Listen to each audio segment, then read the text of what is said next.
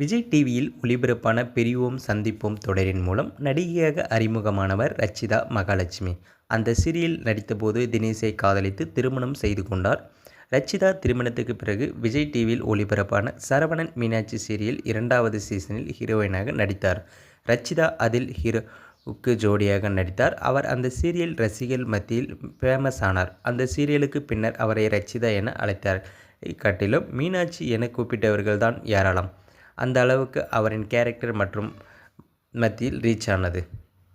சரவணன் மீனாட்சி சீரியலுக்கு பின்னர் நம் இருவர் நமக்கிருவர் தொடரில் ரச்சிதா நடித்தார். திடீரென தன் காதல் கணவருடன் ஏற்பட்ட கருத்து வேறுபாடு காரணமாக அவரை பிரிந்து விட்டார். சீரியலை முற்றிலுமாக நிப்பாட்டிவிட்டு 6வது சீசனில் போட்டியாளராக கலந்து கொண்ட ரச்சிதா அந்நிகழ்ச்சிக்கு பின்னர்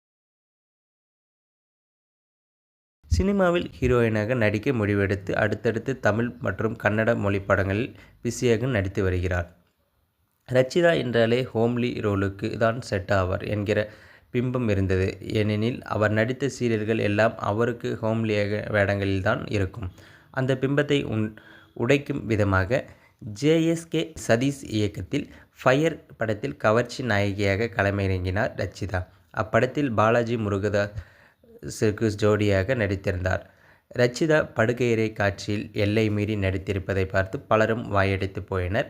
ரச்சிதாவின் கவர்ச்சியை ஹைலைட்டாக வைத்து ஃபயர் படத்தை ப்ரமோட் செய்து வந்தனர். அவரது கவர்ச்சியை பார்க்கவே ரசிகர் கூட்டம் வரும் என எதிர்பார்த்த படக்குழுவுக்கு ஏமாற்றமே மிஞ்சியது.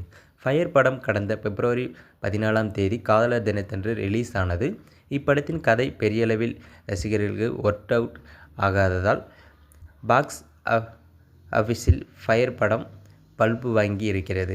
இப்படம் ரிலீஸ் ஆன 3 நாட்களில் வெறும் 64.40 லட்சம் மட்டுமே வசூல் செய்திருக்கிறது. வெள்ளிக்கிழமை 2